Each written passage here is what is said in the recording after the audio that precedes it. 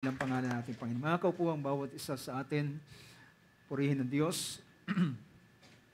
At sa isang araw muli na binigay ng ating Panginoon sa atin, ay tayo muling magsama-sama sa kanyang kabutihan ng mga bagay na inihanda. At bawat sandali ng ating pagtitipon ay naniniwala tayo na mayroong mga bagay na nilaan ng ating Panginoon sa bawat isa sa atin. So, I hope umaasa ko na lubos na nag-enjoy tayo sa Bible study na ating napakinggan. At ito'y may kalalaman sa preparation.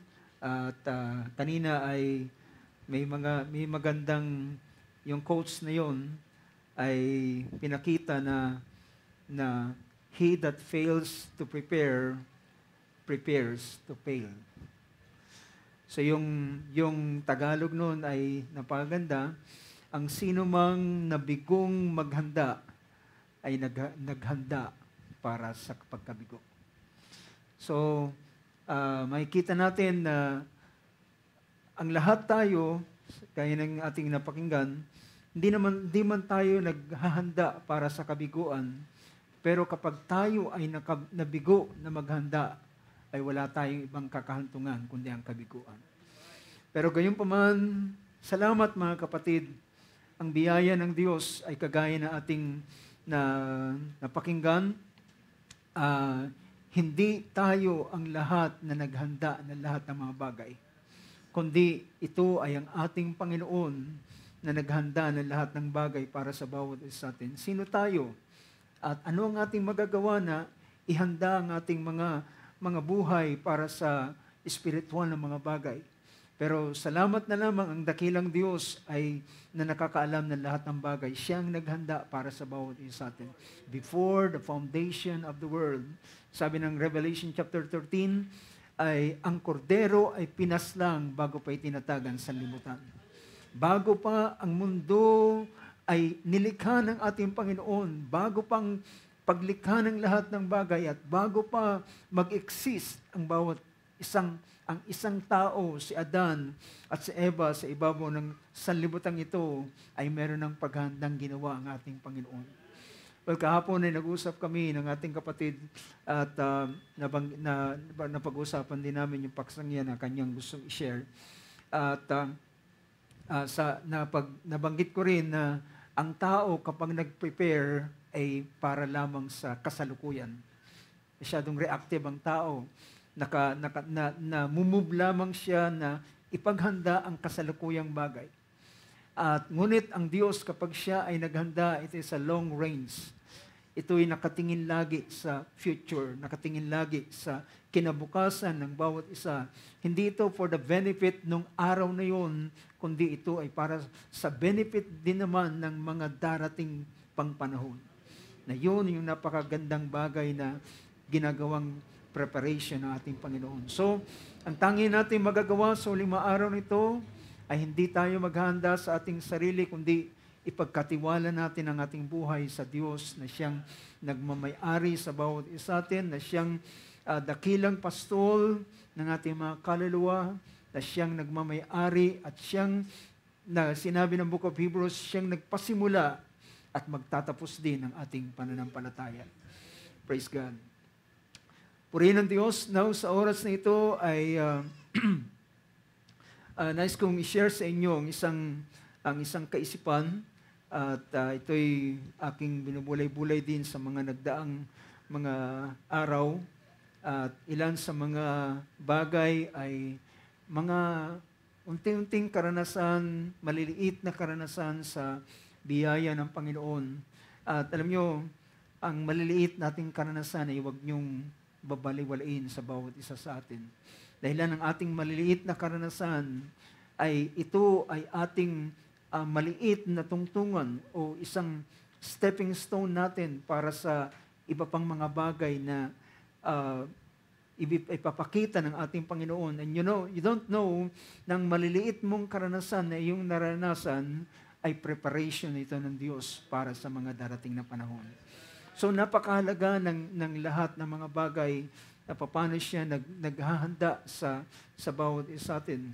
And speaking about preparation, so nai-announce na rin natin na sa darating na March 29, next month, ay meron pong fellowship sa Anawan, Southern Leyte, at meron pong 3 araw na fellowship doon. So pag-pray natin ang provision ng ating Panginoon sa sino man na loobin ng Diyos na makabahagi doon sa fellowship na yun. Sama natin sa prayer at ang Panginoon na mag-bless sa panahon ng gawain. At last, hindi kahapon, kung hindi makalawa, ay tumawag si Pastor Pancho sa akin at kanyang tinitiyak kung ilan tayo na makakarating mula dito sa sa church. At approximately nagbigay na ako ng bilang sa kanya, pero ipa-finalize pa rin at nagbigay na ako ng 20 na katao na pwedeng makasama roon. Pero kung mabawasan man, ay i-update na lang natin siya. So sa umaasa ang ating mga kapatid doon na makakarating ang ilan sa bawat isa sa atin. Mihingi man siya ng paumanhin dahilan sa, sabi niya, dahilan ang aming preparation ay para lamang sa pagkain, pero yung mga accommodation ay hindi namin kayang sagutin sa ngayon. Pero sabi niya, kung merong biyayang Diyos at sa mga susunod na panahon ay meron pang ganitong fellowship, ay sabi niya na gusto na rin naming i-covered pati yung mga expenses ng accommodation. So, mga kapatiran, ay mayroong ganitong kagalakan at preparasyon para sa darating na fellowship. So, sama natin sa prayer. Ngayon, nais kong dumulog tayo sa paksa na ating pag-uusapan. Nais kong i-share sa inyo ang pamagat at nating bibigyan ng pansin sa umagang ito is about prayer changes things. Prayer changes things. Ang panalangin ay bumabago ng mga bagay. How many believes that? Na ang prayers, mga kapatid, na ating mga panalangin, it can change things. At kung ating mapapansin ang bagay na ito, kung nakaraang Wednesday ay pinag-usapan natin ang cure for anxiety. Ang solusyon para sa anxiety, ang tanging solusyon, mga kapatid, para sa ating pag-aalala, para sa ating mga pagkalipalisa, ay walang iba kundi ang pananalangin din naman. Our prayers, ay sinabi ni Apostol Pablo doon sa kanyang sulat, sabi niya, be anxious for nothing. Sabi niya, be anxious for nothing, be careful for nothing, but in everything by prayers and supplication with thanksgiving, let your requests be made known unto God. So sa pamamagitan, ang pinakasolusyon sa ating mga pagkabalisa ay ang ating mga paglalagak sa Panginoon sa pamamagitan ng ating pananalangin. Dahil nakita natin na ang ating mga pagkabalisa ay walang maitutulong na anumang bagay dito. Kahit mabalisa ka ng mabalisa, mag-isip ka na mag-isip ng ilang mga bagay, yung pag-iisip mo ay hindi makakabago ng iyong sitwasyon. Ngunit, makikita natin, pinakita roon na kahit ang ating buhok ay hindi natin kayang paputuin o hindi natin kayang paitimin dahilan sa ating mga pag-iisip. Dahilan wala tayong magagawa. Kahit mag-isip ka, maghapon kang mag-isip, hindi mo mababago ang mga sitwasyon. Ngunit sa umagang ito, ang panalangin ay kayang bumago ng mga bagay. Our prayer can change things. So prayer changes things. Now, last Wednesday ay binigyan natin ng pansin at nagbigay ako ng isang pahayag ng isang manggagawa at kinote ko yung bagay na yun, that ang ating prayer ay ang ating pagbibigay ng pahintulot sa Diyos na siya ay makialam sa ating sitwasyon. So prayer is a man giving God earthly license for heavenly interference. So ito ay pagbibigay natin ng pahintulot. Dahilan ng Diyos, mga kapatid, ang Diyos ay binigyan tayo ng free will, binigyan tayo ng kalayaang magpasya. Kanina narinig natin yung illustration na ang Diyos, ang ating Panginoon ay kumakatok sa pintuan, pero yung pintuan na kanyang kinakatukan ay walang doorknob sa labas, walang latch. Meron siyang yung doorknob niya, pero yung kanyang bukasan ay nandoon sa loob. Nakita kayo ng ganyang mga ganyang klase ng pintuan na walang latch doon sa labas, kundi kinakailangan mo talagang mag-antay ng taos galing sa loob para kanyang pihitin yung doorknob at upang mabuksan yung pintuan. So ganun ang kalalagayan. So pinapakita na ang ating Panginoon ay naghahantay siya ng permission galing sa bawat isa sa atin. Ang ating Panginoon ay naghahantay siya ng permission galing sa atin. At ang permission yan ay isa sa permission na ating maibibigay ay kapag ating ipapahintulot sa Kanya at ipapaubaya sa Kanya ang mga sitwasyon. Kapag bibigyan niya natin siya ng pahintulot na makialam sa sitwasyon.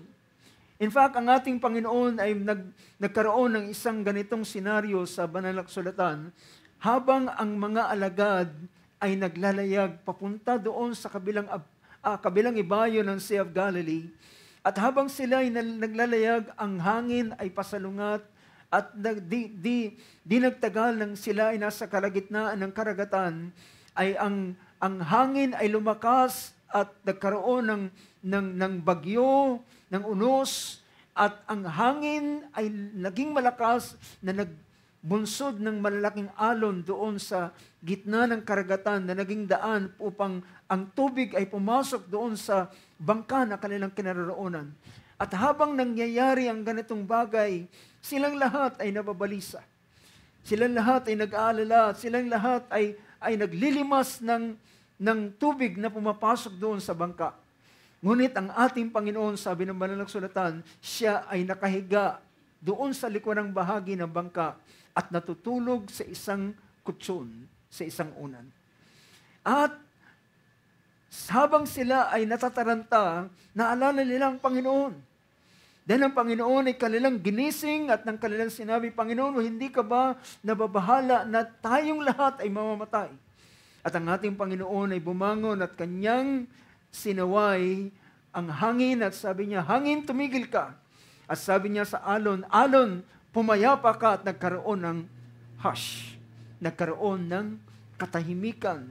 At nagulat sila, mga kapatid. Well, ito'y paglalarawan lamang. Merong isang mensahe ng ating kapatid, Barbanham, na pinamagatang niyang calling Jesus on the scene. Ang pagtawag sa Panginoon sa eksena. Maraming panahon na nangyayari sa buhay natin, sa eksena ng ating buhay, ay hindi natin inaanyayahan ng ating Panginoon na makialam. Na minsan may mga pagkakataon, sinasabi natin, kaya ko to, alam ko ang aking gagawin, sabi pa ng ilan, malaki na ako, alam ko ang aking gagawin. Anyan ang dahilan, mga kapatid, ang ating Panginoon ay tila kagaya ng isang tao na halukip-kip lamang at hindi siya gumagawa, hindi siya gumagalaw. Pinababayaan niya ang tao dahilan sabi ng tao, kaya ko to. Until na ang isang tao ay dumating. Alam niyo, minsan ng tao ay ang pinaka-last resort niya na lamang ay ang Diyos. Ang pinaka-huling kanyang, sabi pa nga ng kasabihan, ang huling barahan ng tao ay minsan sa Diyos. Kapag natapos niya na gawin ang lahat ng bagay na pwede niyang gawin, sa kanya sasabihin, Panginoon, bahala ka na. Ngunit, ang isang bagay kapag ang ating Panginoon ay binigyan mo ng pahintulot, then saka siya hahakbang. saka siya gagawa, saka siya makikialam sa sitwasyon. So siya ay katulad ng tao na minsan nagsasabi, hindi siya tumatanggap, may mga taong hindi tumatanggap ng unsolicited advice. Gusto niyang gawin ang isang bagay ayon sa kanyang sarili. At ayaw niya ng merong nakikialam sa kanyang buhay. Pero mga kapatid, hallelujah, isang bagay na napakahalaga dahilan ang buhay na ito ay hindi natin alam. Ang buhay na ito ay siya ang nakakaalam ng lahat ng bagay. Ito ay ang journey ito ng ating paglalakbay ay siya ang Diyos na naglagay ng master plan at siyang nakakaalam.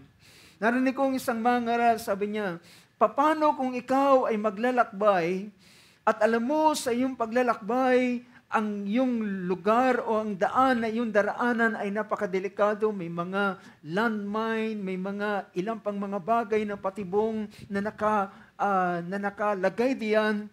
Pero ang mahalaga ay meron kang mapa. Na yung mapang yun ang siyang magpapakilala sa iyo kung saan nakalocate yung mga delikadong lugar. Mga landmine at mga bagay na delikado. So, dapat mong gawing, hindi mo lamang yun, yung mga naglalakbay noon, ang mapa ay hindi lamang nila tinitingnan once in a while, kundi ang mapa ay hawak-hawak nila sa kanilang kamay. As they journey, habang sila ay naglalakbay, ay tinitingnan nila yung lugar na kanilang daraanan. Well, ngayon meron ng GPS ngayon at kapag ang lugar ay hindi mo kabisado, lagi ka nakatingin doon sa GPS. Lagi ka nakatingin doon sa iyong navigator. Kaya sa buhay na ito na hindi natin alam, dapat lagi tayo nakatingin sa mapa ng Diyos na binigay sa atin. At ang mapang ito ay walang iba kundi ang mga salita ng Diyos na kanyang ibinigay sa bawat isa atin. Now, makikita natin dito sa puntong ito na prayer changes things. At ang mga bagay ay hindi magbabago hanggat hindi mo siya binibigyan ng pahintulot. Hindi mo siya binibigyan ng permission. Now mga kapatid, kung bibigyan ko kayo ng example, dahilan kagaya ng binigyan natin ng pansin nung nakaraan, at kung bibigyan ko kayo ng example mga kapatid, kung ang isang bagay na ito na hawak ko at ay ihahagis ko pataas, well, definitely, alam natin the law of gravity, ito ay babagsak. At kung sa pagbagsak ng bagay na ito, kung walang sasalo sa kanya, ang bagay na ito ay magpapatuloy na lalagpak sa lupa at pwede siyang mabasag at masira. Ngunit, at yun ang gusto kong makita natin, yung ating pananalangin sa Panginoon ay kagaya ng isang taong mag-uunat ng kanyang kamay at sasaluhin ang bagay na bumabagsak. Well, dahilan kung walang sino man na sasalo, ibig sabihin, ito ay babagsak sa lupa at maaaring ito ay masira. Ngunit kung ito'y masasalo, ay mapoproteksyonan siya sa tinatawag na pagkasira. Now, masabi ko mga kapatid, kapag tayo na dumadaan sa ating mga sitwasyon at mga bagay sa buhay ng bawat isa atin, kung hindi natin i-involve ang ating Panginoon, ang lahat ng bagay ay magpapatuloy ayon sa kanyang sa course na dapat niyang tahakin at takbuhin. Ngunit kung ang ating Panginoon ay ating i-involve sa bagay na ito, papasok siya sa eksena at magpapasimula ang bagay ay mas magiging mainam na mangyayari kaysa sa ordinaryong bagay. So I hope makita ninyo ang bagay na ito, mga kapatid, na kung walang sasalo sa isang bagay, ang lahat ay mangyayari lamang ayon sa kanyang course.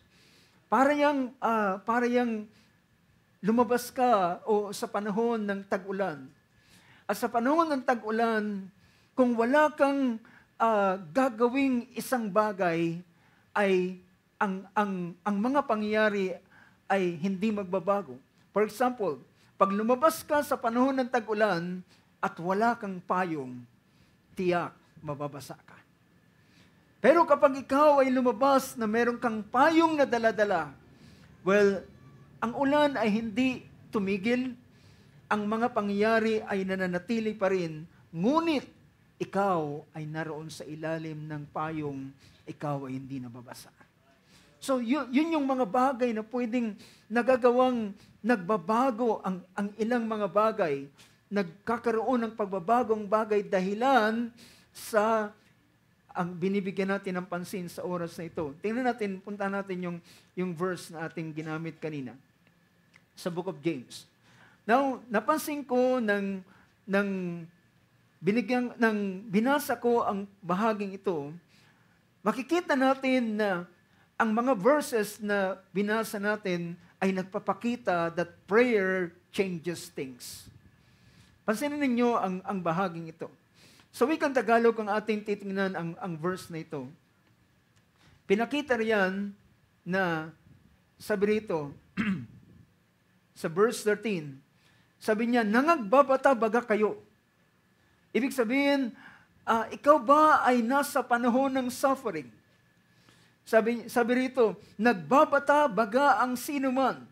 May mga bagay ka bang nararanasan na hindi mainam, na hindi maganda sa iyong buhay? Sabi rito, siya'y manalangin.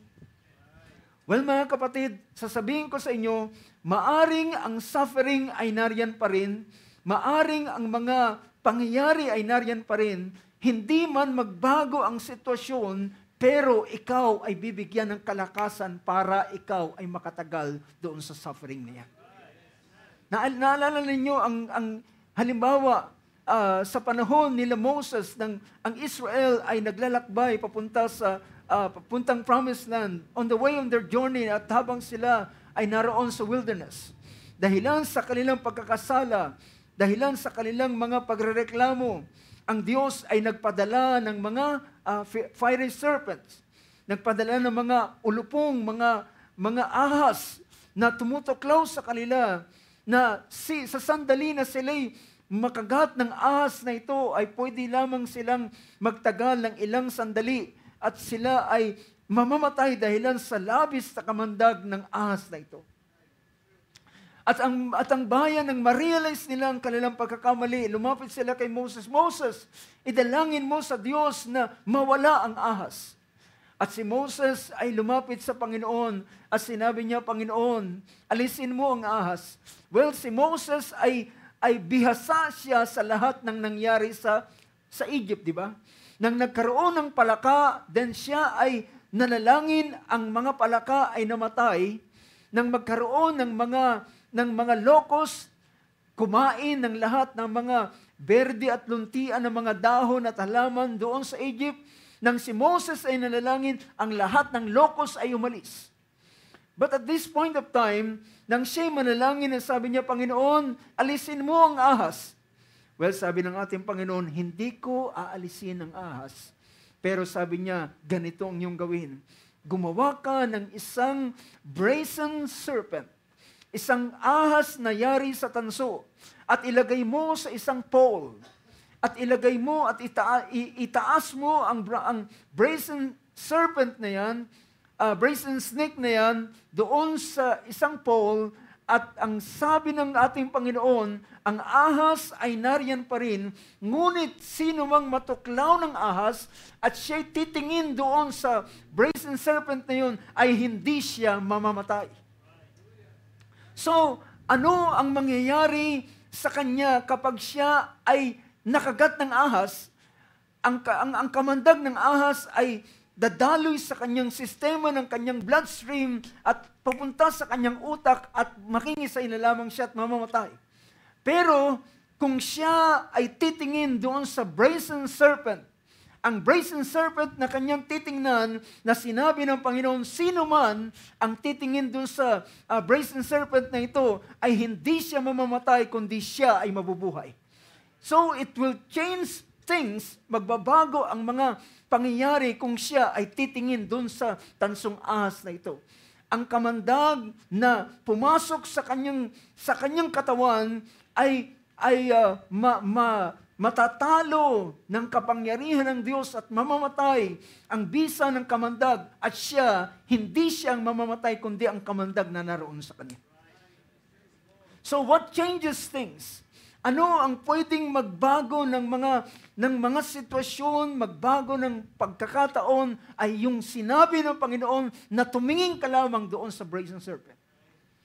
Ngayon mga kapatid, nakikita natin ang ganitong bagay ay ang tinitingnan natin, pinakita rito, sabi niya, is anyone among you suffering?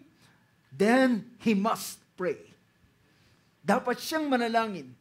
At ang kanyang pananalangin ay magbabago ng kanyang sitwasyon. Yes. It will change the situation. It's either ang kanyang mga suffering na kanyang dinaraanan ay magbago at baguhin ng Panginoon o siya ay bigyan ng Diyos ng kalakasan upang dumaan sa suffering na ito at kanyang malagpasan at siya'y magtagumpay. Prayer changes things. So, sabi niya, then he must pray. Is anyone cheerful? Kung sino man ay nagagalak. Sabi niya, siya ay umawit sa Panginoon. Pero yung sumunod na verse, ang verse 14, ay nagsabi, is anyone among you sick? Meron ba sa inyo na merong karamdaman? Ang sabi ni Santiago sa kanyang pangusap, kung meron sa inyo na merong karamdaman, ipatawag ang matanda sa iglesia. Bayaan siya ipatawag at siya dumating sa inyo at siya ay, then he must call for the elders of the church and then they are to pray over him, anointing him with oil in the name of the Lord. At kapag dumating, at sabi niya, at siya ay panalanginan siya, at pahiran siya ng langis sa pangalan ng Panginoon. And verse 15, and the prayer offered in faith will restore the one who is sick. Ibig sabihin, pinakita roon, ang tao na mayroong karamdaman, sabi ng verse na yan, na sabi niya, ipanalangin nila siya na pahiran ng langis sa pangalan ng Panginoon at ang panalangin ng pananampalataya ay magliligtas sa may sakit at ibabangon siya ng Panginoon. Prayer will change the situation. Prayer will change. It can change the situation. Sabi niya, ang taong may karamdaman sa pamamagitan ng panalangin, ng pananampalataya, ay maliligtas siya, ang may sakit, at ibabangon siya ng Panginoon, at kung nagkasala siya, ay ipapatawad sa kanya. Even the sin ay pinakita rito, kahit ang kasalanan ay ipapatawad kapag siya ay dadalhin doon sa tinatawag na panalangin. At yun yung pinaka-epektibong bagay sa panahon ng pananalangin sa mayroong karamdaman, mga kapatid. You know, ito ang isang pinaka-epektibong paraan sa panahon ng nasa karamdaman. Ang unang bagay ay manalangin at sumunod ay sa pananalangin ay ipahayag ang kasalanan. Kung merong kasalanan, ay ihingi ng tawad ng kasalanan. At pagkatapos ng ganong bagay, then merong pagbabagong mangyayari. At sabi rito, ang sumunod na pinakita rito, so ang karamdaman ay hindi mananatili, kundi magkakaroon ng pagbabago. At kung merong kasalanan, ang kasalanan ay ipapatawad sa kanya.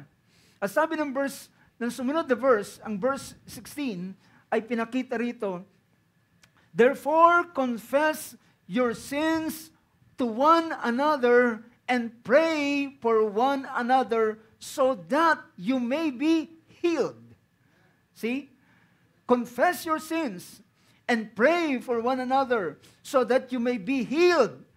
And ang sumunod na pangusap, the effective prayer of a righteous man can accomplish much. Now mga kapatid, kung ating sa wikang Tagalog ay pinakita rito, sabi niya, mangagpahayagan ka kayo sa isa't isa ng inyong mga kasalanan at ipanalangin ng isa't isa ang iba upang kayo'y magsigaling, malaki ang magagawa ng maningas na panalangin ng taong matuwid. Naalala ko kahapon ay binabasa ko ang ilang mga experiences, paksang experiences ng ating kapatid Barbanam. At merong isang babae doon na siya ay nagkaroon siya ng nervous breakdown. At grabe ang kanyang nervyos. At marami nang nagpray sa kanya. Si Barbanam, pinagpray na rin siya. Ilang beses na siyang pinagpray. Ilang beses nang kinast out ang demons or ang takot, ang kanyang nervyos na naranasan. Pero maya-maya sa tuwing makikita sila, ang babaeng ito'y sumisigaw at grabe ang kanyang nervyos. At kanyang isang pagkakataon ay nag-usap sila ng masinsinan. At sabi niya, ang request niya, dahilan magkaibigan ang babaeng ito tsaka si Sister Meda. Then sabi niya, ang nag-usap sila, sabi niya, kapag ang anointing ay na kay Barbanam, tawagan mo ako. Yun yung kanyang instruction. Kapag ang anointing ng Panginoon ay nasa kanya, tawagan mo ako. Then naramdaman ni Sister Meda na ang anointing ng Panginoon, the angel of the Lord ay gumagawa sa kanya. Then tinanong siya ni Sister Meda, nandyan pa ba ang anghel ng Panginoon? Sabi niya, yes, narito pa siya. Sabi niya, then tinawagan niya yung babaeng yun. Then, nang sila ay magharap, mga kapatid, ipinakita ng Panginoon sa kanya na meron siyang kasalanang unconfessed. At sabi niya, itong dahilan kung bakit ang karamdaman ay hindi umaalis sa iyo. At yun ay isang pangyayari. Pero pagkatapos niyang gawin yung bagay na pinapagawa sa kanya, ang kaaway ay hindi na nagkaroon ng hold sa kanya. So maintindihan natin. So, nais kong balikan natin yung bahaging ito. Ang King James Version, gusto kong tingnan natin yung ilan sa inihanda kong slide. Sa King James Version ng verse 16, ay makita natin yung verse na ginamit dito na confess your faults one to another and pray one for another, that you may be healed. The effectual, fervent prayer of a righteous man availeth much. The effectual, sa wikang Tagalog, ang maningas na panalangin o ang isang epektibong maningas na panalangin ng isang taong matuwid. Ang wikang Ingles ay nagsasabi, availeth much. Now, tinignan ko mga kapatid, ang yung salitang availeth much, ito ay merong ilang bagay na napakagandang yung salitang availeth, yung salitang avail diyan, ay ang meaning niyan ay to be strong or able. To be strong, maging malakas, at merong kakayanan. Yung salitang availeth much. Meron itong kalakasang gumawa. May kakayanan. So yung salitang avail ay ginamit din yung meaning na ito na to be of force. Diba? To be of force. Ito ay isang uri ng puwersa. Isang uri ng force or power or authority. Now mga kapatid, alam niyo ba na ang lakas ay kayang magpalipat ng isang bagay, di ba? Kapag ikaw ay merong sapat na lakas, ay kaya mong buhatin itong pulpit na ito at ilipat mo ron sa isang lugar, di ba? So, yun yung sinasabing availeth much. Yung salitang avail is to be strong or able to be of force or authority. Ibig sabihin, nagkakaroon ng kapangyarihan, nagkakaroon ng isang puwersa na nangyayari sa panahon ng pananalangin. Na hindi natin alam ang ganitong bagay sa spiritual dimension. Sa spirit world ay hindi natin naiintindihan. Alam nyo, if I'm not mistaken, meron akong kung ito'y nabasa o aking narinig ng mga nakaraang panahon, na tiningnan nila sa panahon ng parang sa x-ray machine, habang ang isang tao ay nananalangin at pinapatong ang kanyang kamay. Nakikita nila na meron kung anong parang kapangyarihan na nag-emits, yung lumalabas doon sa kamay ng isang taong nananalangin. So ibig sabihin, mga kapatid, ang salitang avail it much, yung salitang avail is to be strong or able.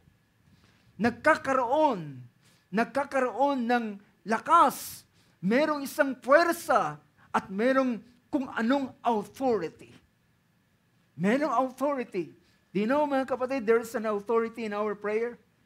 Sabi ng banal na kasulatan, in my name they shall cast out demons. In my name they shall lay hands on the sick and they shall recover. See? So pinakita rito. Isa pa, yung salitang avail is to effect the object. Magkaroon ng pagbabago o epekto dun sa object. So ibig sabihin, makikita nga natin na may sense yung sinasabing prayer changes things. Because there is an effect to the object. Doon sa bagay na object, so material na iyong pinapanalanginan, na iyong ipinapanalangin ay magkakaroon ng effect ito.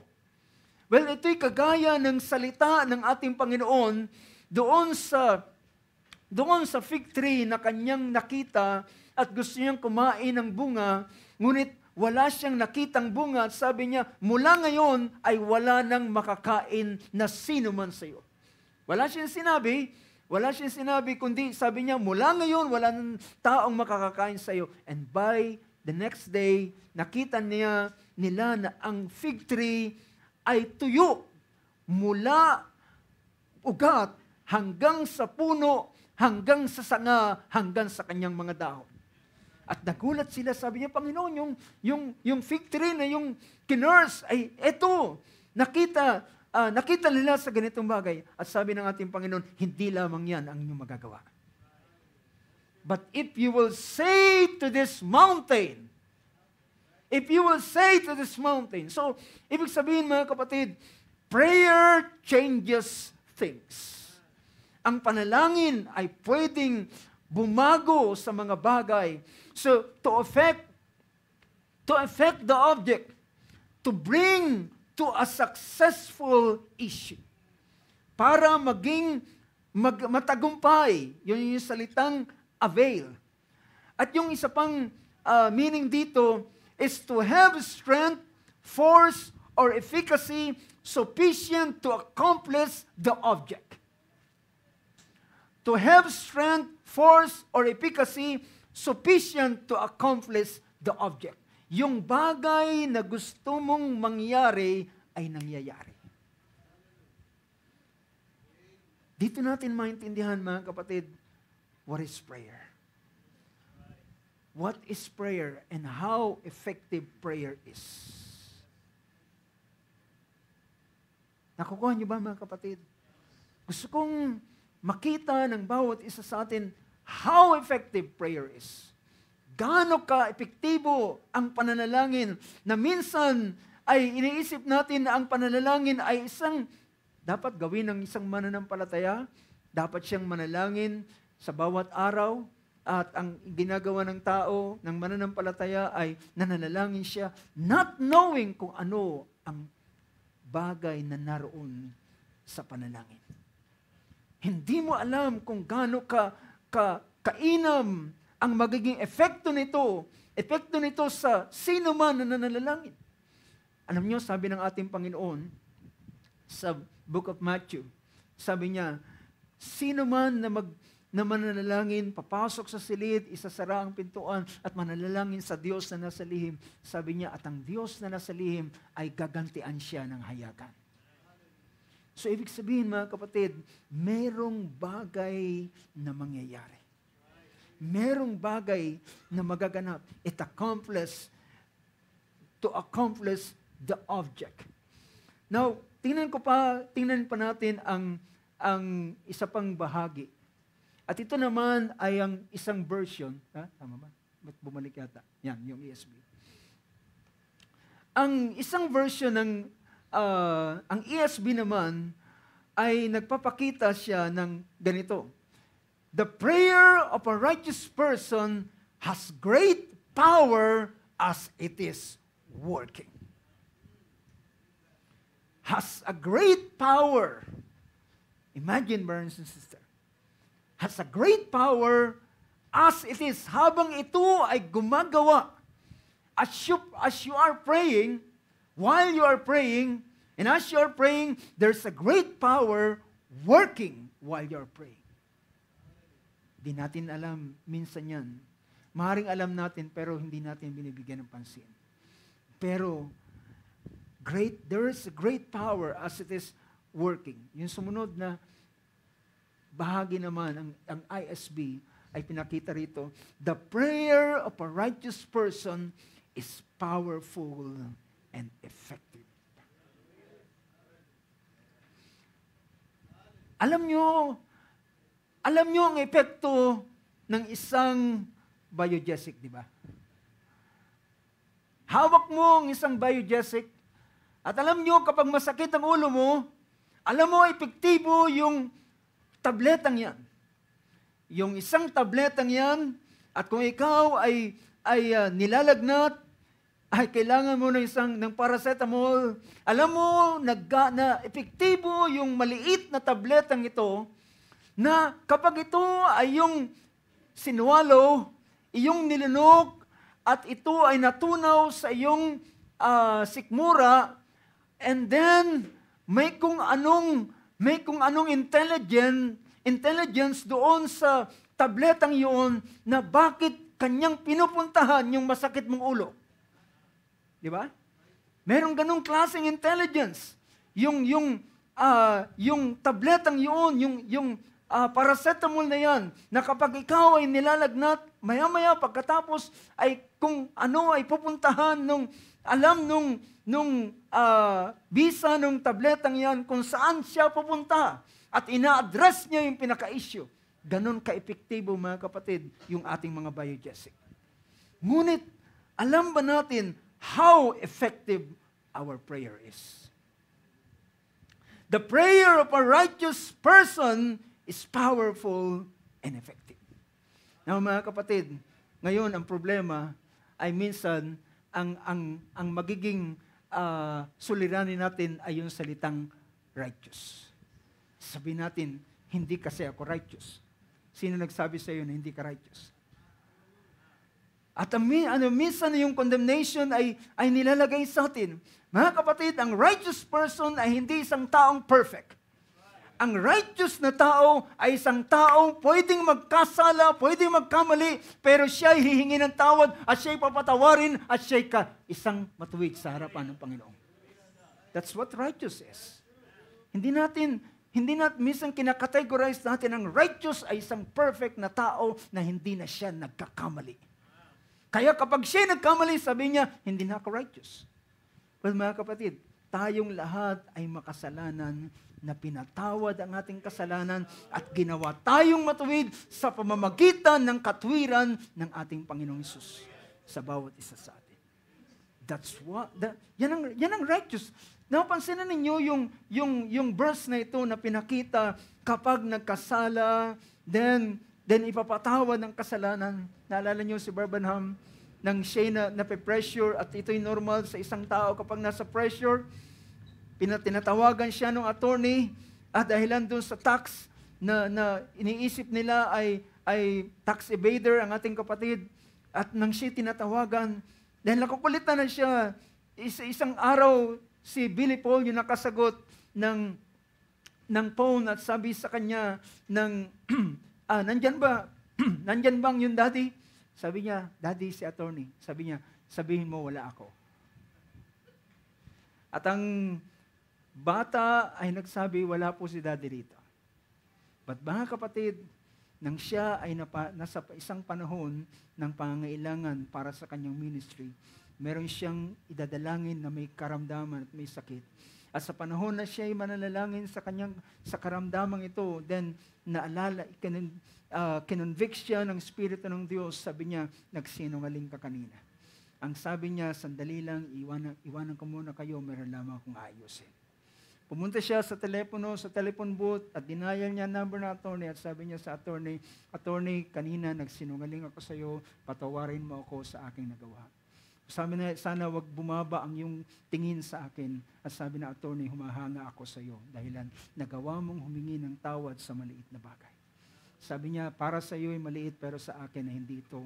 Ito isang malaking bagay. Pumalik siya doon sa kung saan siya ay nananalangin at siya ay nanalangin at ang karamdaman ay gumaling.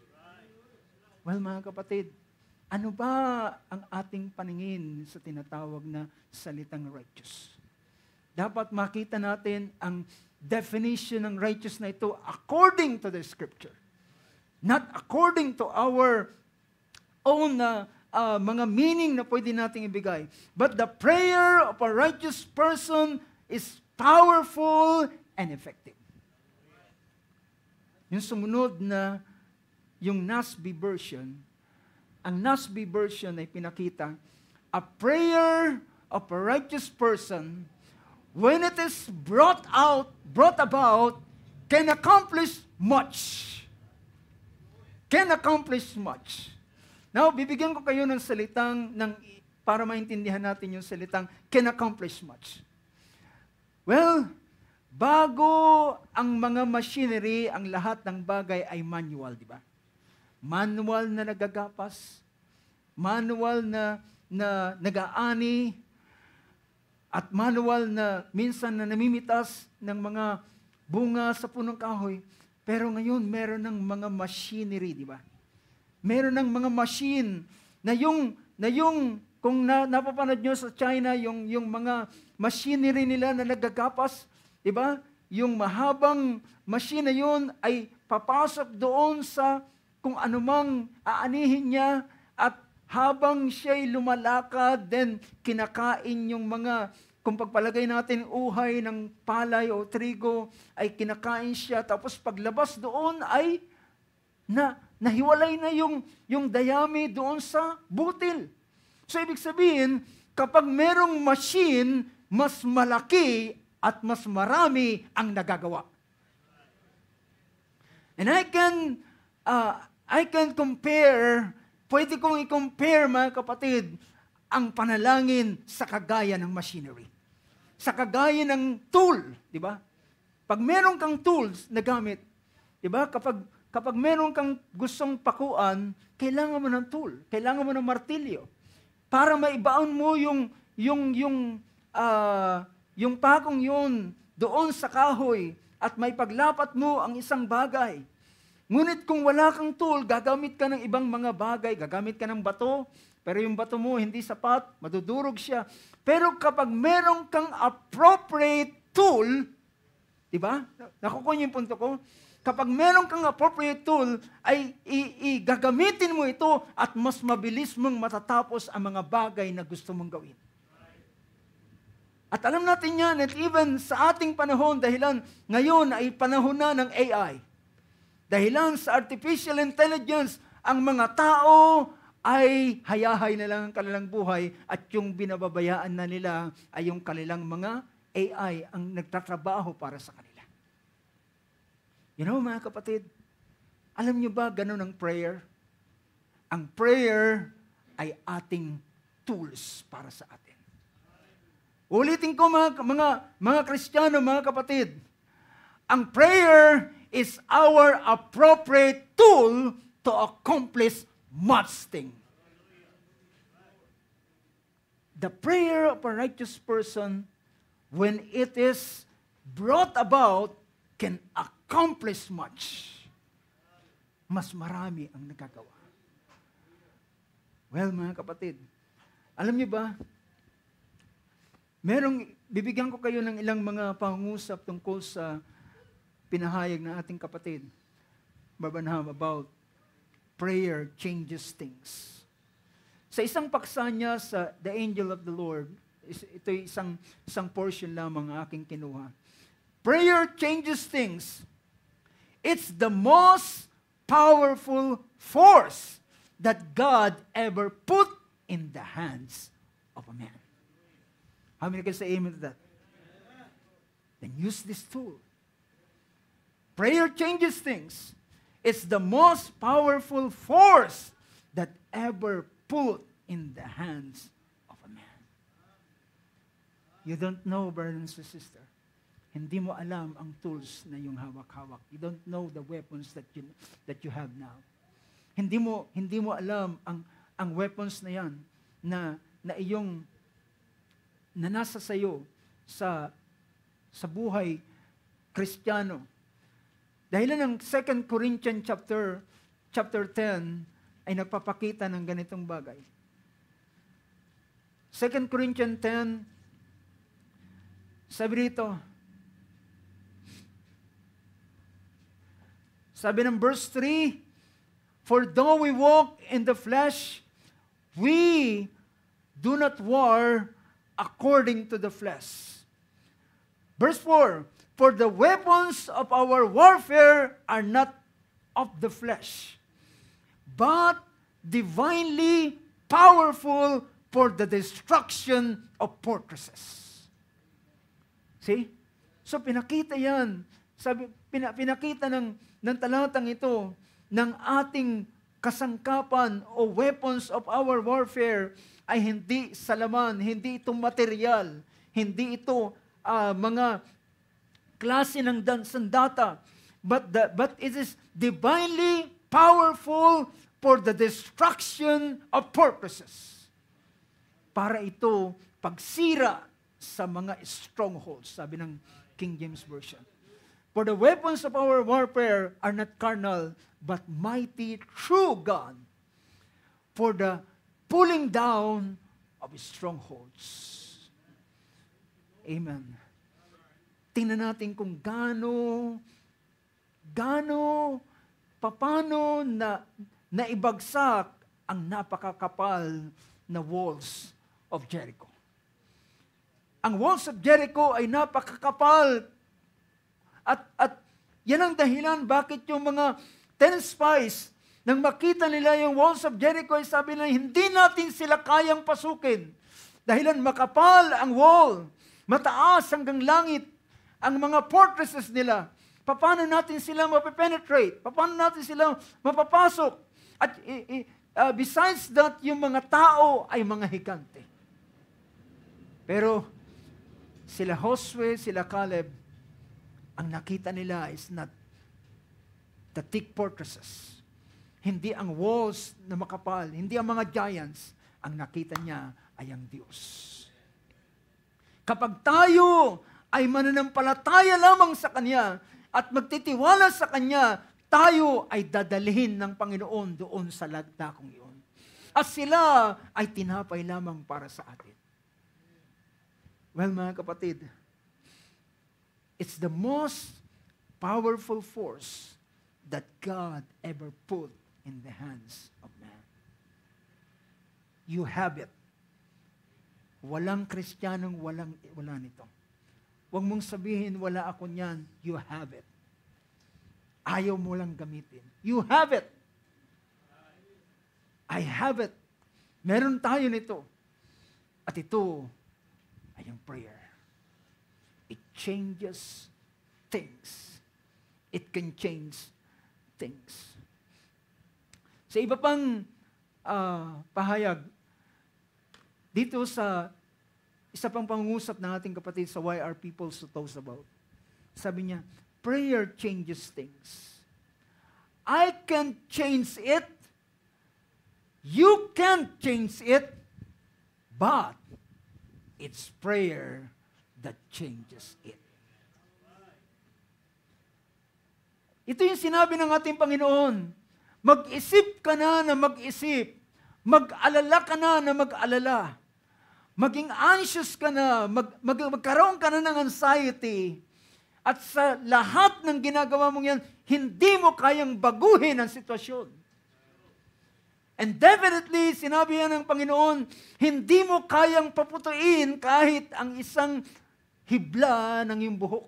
Dahilan sa iyong pag-isip. So I can't change it. Kahit ako ang tawagin mo, sabihin mo, tulungan mo ako, wala rin ako magagawa. Ikaw sa iyong sarili, hindi mo rin yan magagawang baguhin. But why don't we pray? Why don't we pray? Bakit hindi tayo manalangin? And it's prayer that changes it. Ang panalangin ang kayang bumago ng bagay niya. So makikita natin, merong isang pangyayari sa panahon, ito'y isa rin sa testimony ng ating kapatid. Merong isang bata na di ko alam kung paano niya nalunok yung whistle.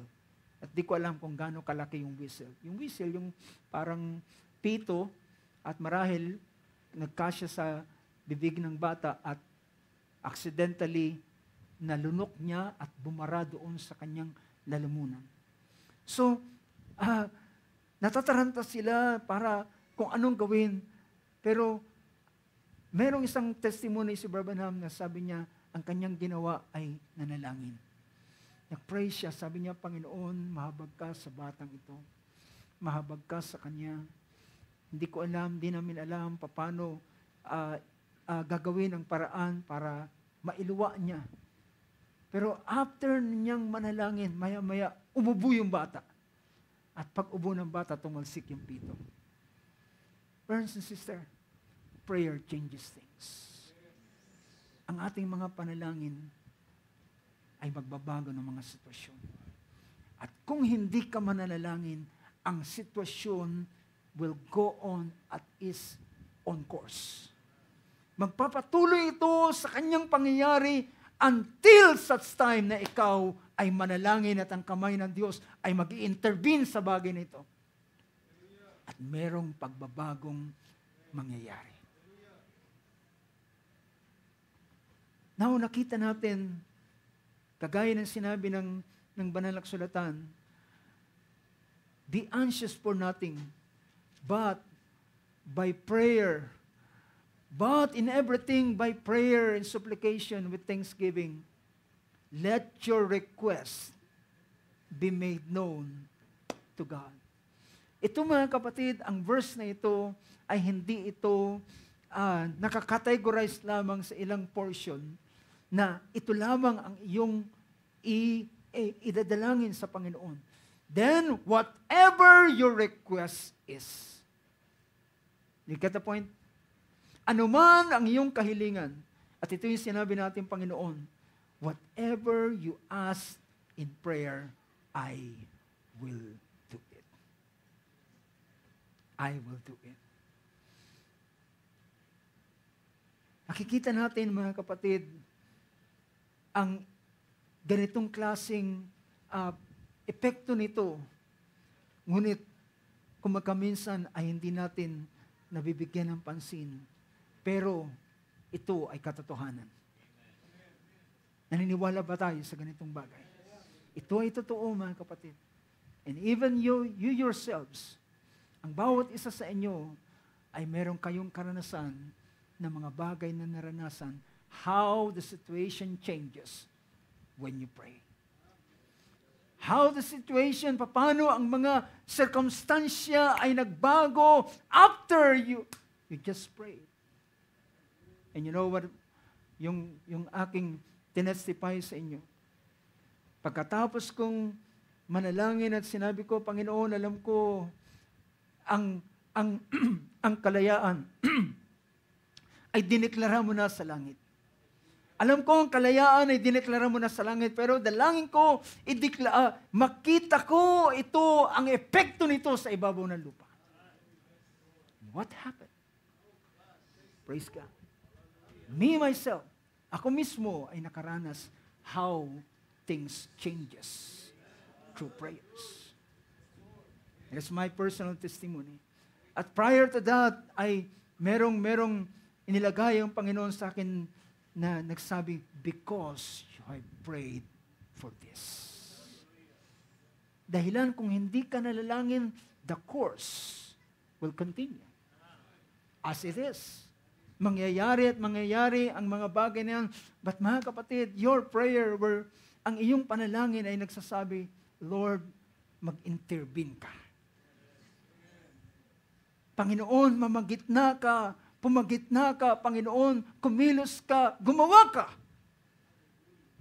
And then, all of a sudden, matapos mo siyang bigyan ng permission doon sa eksenang yon, then, meron kang makikitang changes. Hallelujah. Na mga kapatid, tingnan natin ang ilang mga bagay sa pagpapatuloy ng bagay nito. Well, I hope, alam ko, hindi ko matatapos ang ilang mga bagay na gusto kong example na ipakita sa inyo how changes things. How prayer changes things. Pero ituloy na lang natin yung verse 17 ng chapter 5 ng book of James. Dahil ang sabi rito, pagkatapos ipakita ni James na that prayer changes things, then pumunta siya sa isang example sa verse 17. Sabi ng verse 17, Elijah was a man with a nature like ours. Amen. Si Elias ay katulad ng bawat isa sa atin.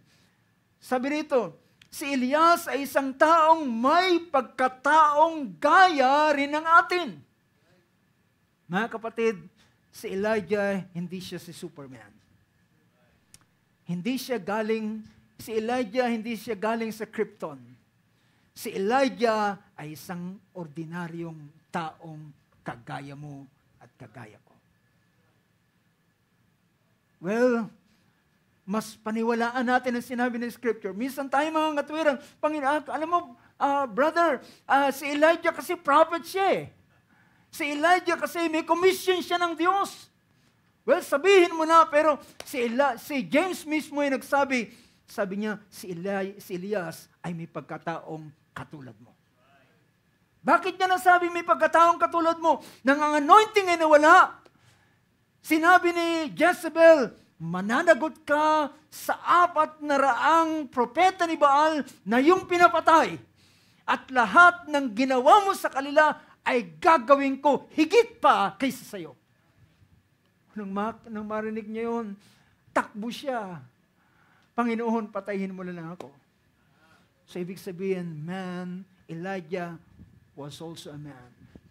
Elijah was a man with the same nature, with a nature like ours. See? But, ano sabi diyan? He prayed. He prayed. He prayed what? He prayed earnestly. Because the effectual, fervent prayer of a righteous availeth much. It accomplished many things. And Elijah, and he prayed earnestly. Yun ang kulang sa atin, to pray earnestly. Dahilan, napakaraming klase ng prayer. Isa sa prayer na pinakita doon sa Philippians, yung prayer, then supplication. Ang supplication ay kakaiba kaysa sa mga other kind of prayer. Dahilan ito ay pagsamo sa Diyos. Paghibik sa Panginoon. Paghingi ng tulong sa Diyos. Pagpapakita, sasabihin mo, walang ibang makakatulong sa akin kundi ikaw lamang. When you pray that kind of prayer, it is a supplication. Ito ay pananaing, ito ay paghibik. Earnestly. He prayed earnestly.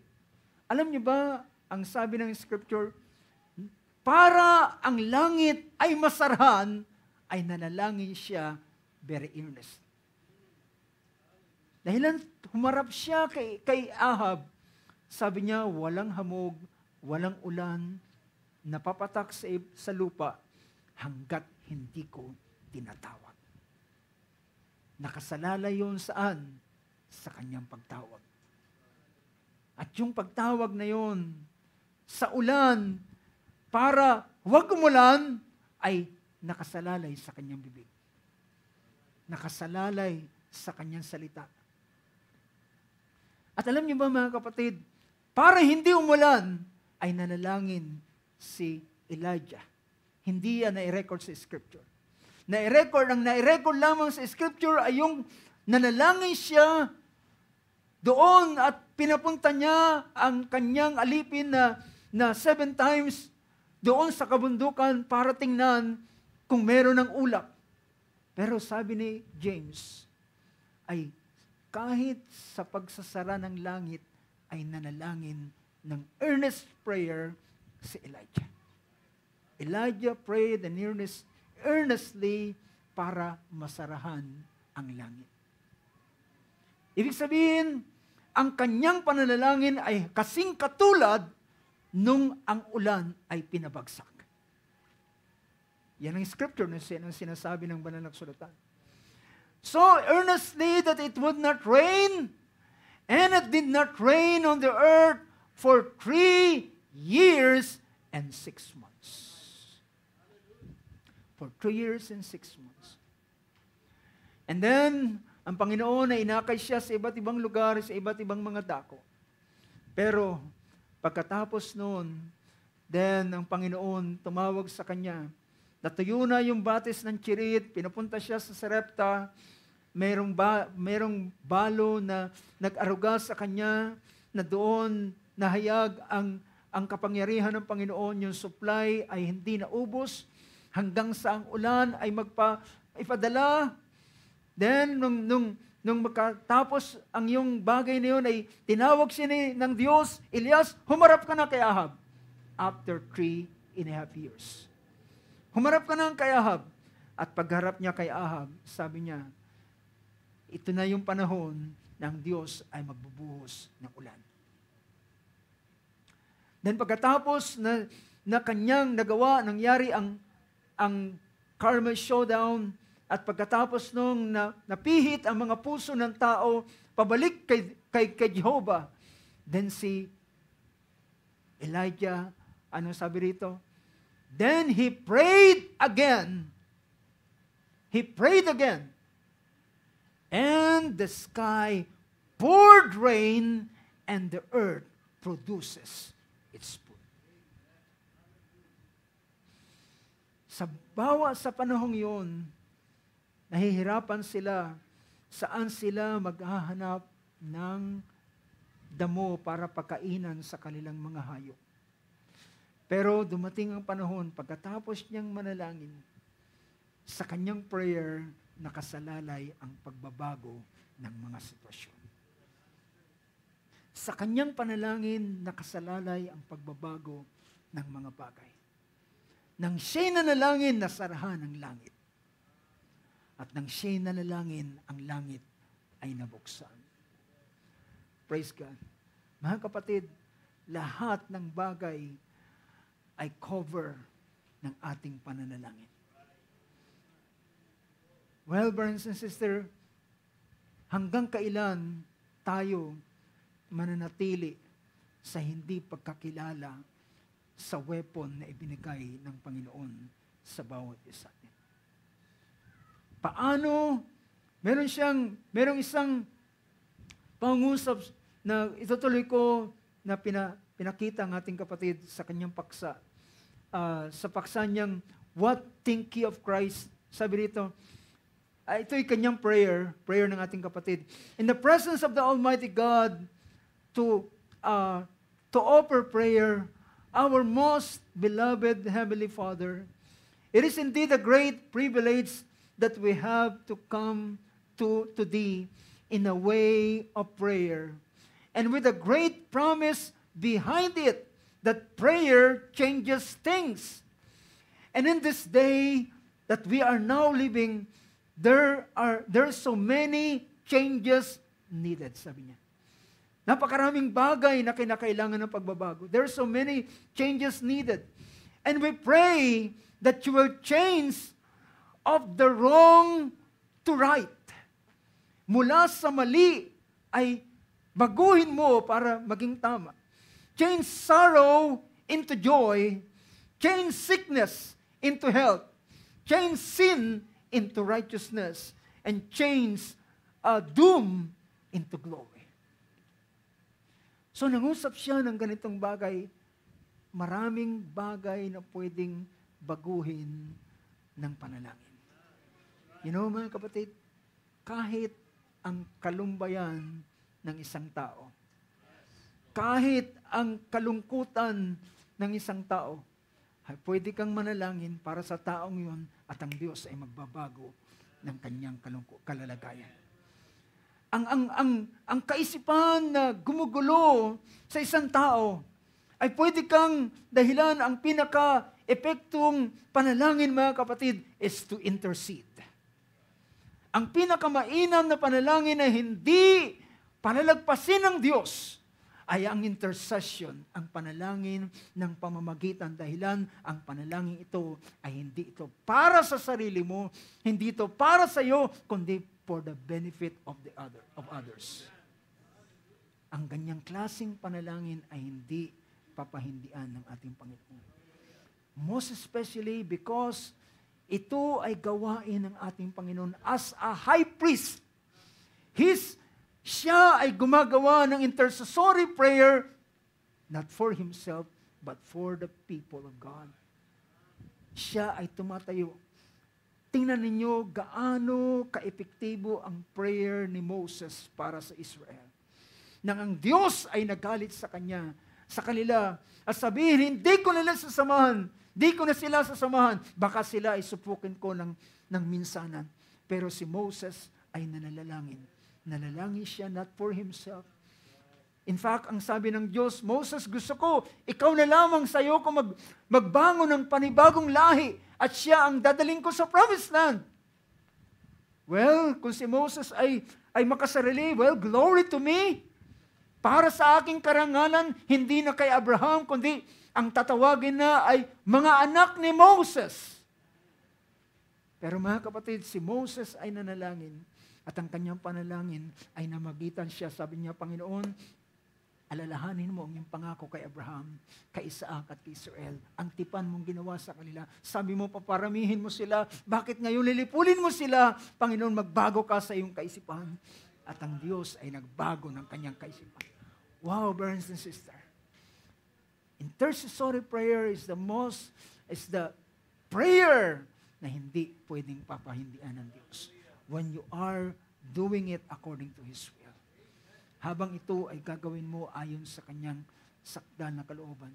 Mga kapatid, and what happened? Ang langit ay nasarahan sa prayer ni Elijah. 3 years nagbago ang kondisyon because of one's prayer. At after ng 3 years and a half ng drought, ng langit ay sarado, ang lupa ay kagaya ng tanso. And he prayed once more and changes the things. Nanalangin ulit siya at nagbago ang sitwasyon. Now, mga kapatid, enough na ang mga na binigyan natin ng pansin nung nakaraan sa buhay ni Hezekiah. Nakita natin, ang buhay ni Hezekiah ay isang lalaki, siya is a man of prayer. Do you get the point? Do you know that? Si Hezekiah is a man of prayer. At nakita niya ang sitwasyon, paano nagbabago because of his prayer.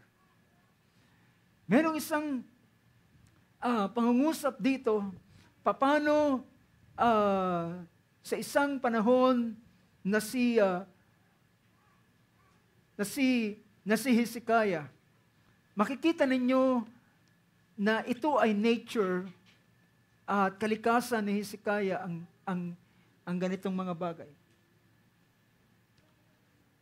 Sa 2 Kings,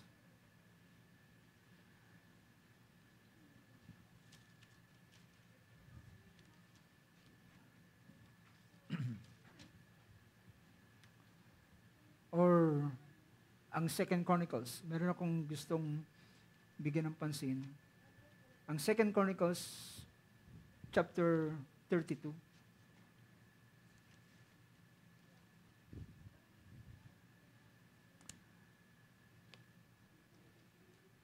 Sabi rito ng pangyayaring ito,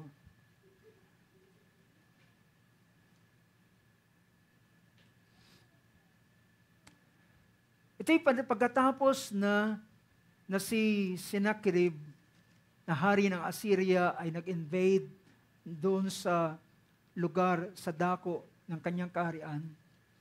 At sabi rito ng chapter 32, verse 6,